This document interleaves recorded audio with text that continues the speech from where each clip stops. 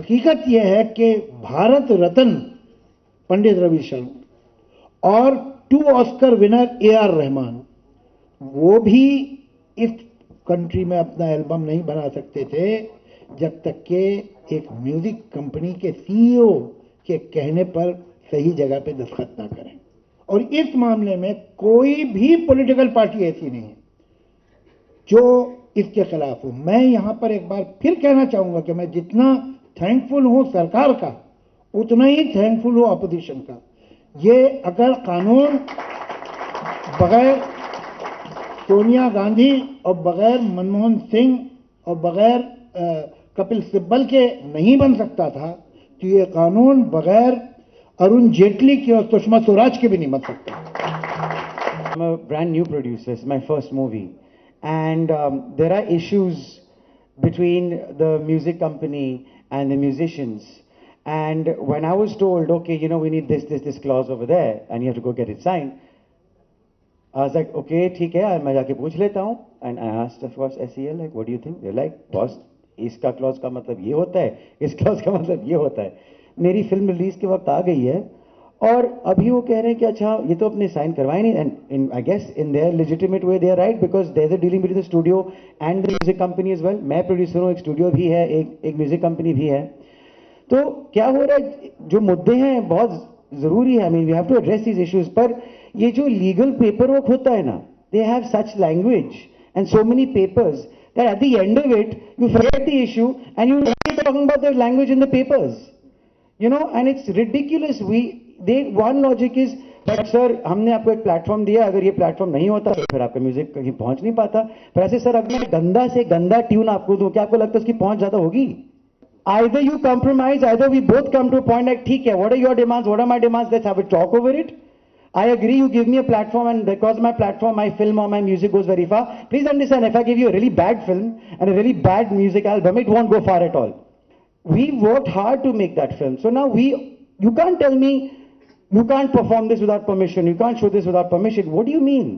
And we don't need your platform to get publicity, we'll get that publicity on ourselves. If music companies are now trying all the tricks in the trade to defeat these provisions of the Act, and thereby still attempting to defeat the artists their royalties. All the political parties were extremely sympathetic and are extremely sympathetic to the cause of the artists of this country, and they have beyond any doubt understood what is happening. Now, as a matter of fact, year and a half has passed, and why it has passed, that we, out of courtesy and decency, we thought that we should work like a team member, and now since the law is there, instead of going back to the powers that be, instead of going back to the courts, if we could solve it amicably, that will be a good idea. And instead of creating further bad blood. And in this effort, we have wasted almost a year and a half, because we have been trying to convince them, cajole them, explain things to them, and we have not confronted. यहाँ तो सरेआम हमें धमका जाता है कि take us to the court, हमको court में लेकर जाओ, ऐसे बोला जाता है, कोर्ट में लेकर जाओ. क्योंकि पता है कि कोर्ट में जाएंगे, हम लोग सिंपल आर्टिस्ट लोग हैं, कितना देर खींच पाएंगे, शायद उनको लग रहा होगा ऐसे किया. उनको ये नहीं पता कि अब हम सोलो इंडिपेंडेंट आर्टिस्ट नहीं है, we are governed by an association. हम सब साथ में हैं और हमारे पास एक एसोसिएशन है जिसमें लोग जुड़े हुए, लोग काम कर रहे हैं और अथक परिश्रम के साथ में काम कर रहे हैं. And they intend to take the struggle for many years, as long as it takes, because we know that we are on the right side. We're not saying that we are arm twisting you, that if you don't give us royalties, we will stop working for you. We're not doing all this. We are actually asking them to simply adhere to the law. We want to stick to the law, you please adhere to the law also, and this is the entire scenario. तो मुद्दा ये है ही नहीं कि हम तुमसे royalty मांग रहे हैं, हम बोल रहे हैं कॉन्ट्रैक्ट करेक्ट, उस कॉन्ट्रैक्ट को साइन कीजिए, उसको तुम पर्सनल लिख रहे कि nobody is indispensable, you value करो. एक तरफ वो प्रोड्यूसर है, कॉन्ट्रैक्ट देखिए, काम आती है. लॉ ये नहीं है कि आपने खरीदा किससे है, ये लॉ है ही नहीं. लॉ ये है कि जब गाना बजेगा, जब भी सिनेमा से, हॉल से बाहर उस गाने को किसी और चीज के लिए टीवी पे, FM पे, रेडियो स्टेशन पे, स्टेज पे बजाया जाएगा या गाया जाएगा, उसकी एक रॉयल्टी होगी. तो आपने वाईकॉम से लिया, इससे कोई संबंध ही नहीं है इस बात का.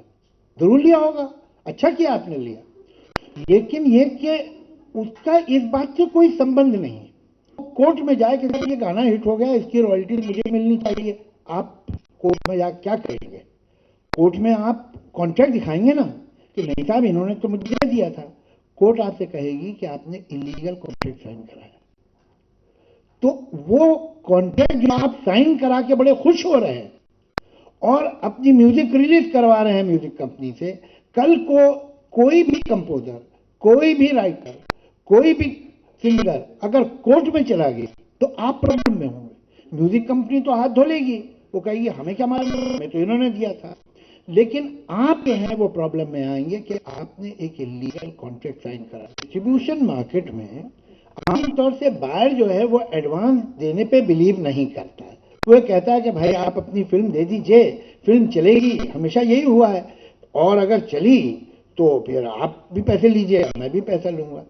यहां पर ये पिछले 20 बरस में ये एडवांस देने का तरीका क्यों शुरू? क्या कोई कंपनी जिसको ये खतरा हो कि जो मैं 5 करोड़ दे रहा हूं प्रोड्यूसर को, 7 करोड़ दे रहा हूं, ये शायद रिकवर ना हो तो देगा, या 3-4 बार रिकवर ना हुआ हो तो अगली बार फिर देगा?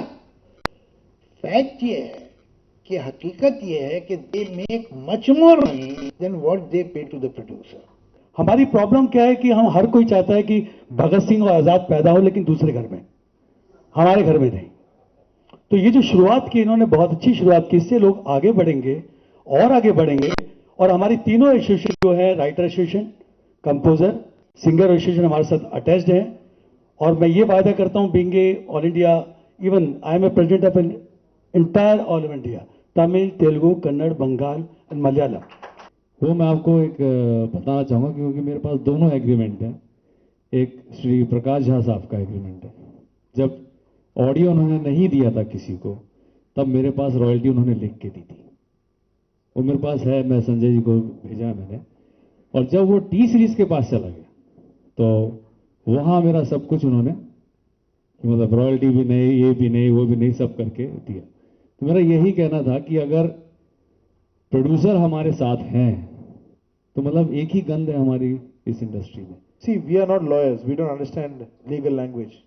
What is legal, what is not legal. We don't understand in the legal lingo. The simple person is you have either a lawyer or an association or somebody who understands this language, who can tell you what is right, what is not right. It's very simple.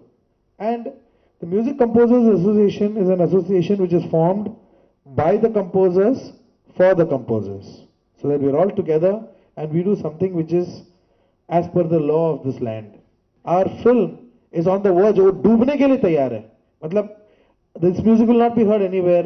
Nothing will happen to this film. This is almost like committing suicide, but we are with you.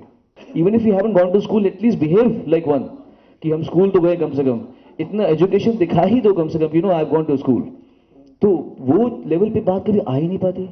वो हमेशा ये रहता है कि नहीं ये तो नहीं होगा जी, वो नहीं। तो हम बोल रहे हैं लॉ कहता है नहीं, तो आप हमको कोई बात नहीं, हम तो मानते नहीं बात। जैसे मैं आउट हूं, बचपन में बोलते ना कि मैं आउट हूं, मैं आउट मानूंगा नहीं, हाँ ये मेरी बैट। तो यहाँ वो कहते मैं नहीं आउट मानता, जा क्या कर लेगा, आप आउट हो गए, विकेट गिर गया, नहीं मैं तो मुझे देखती नहीं, विकेट कहाँ गिर गया, नहीं दिखेगा। तो ऐसी वाली बात थी। हमने कोशिश की थी पर वो सभी कोशिश नाकाम रही।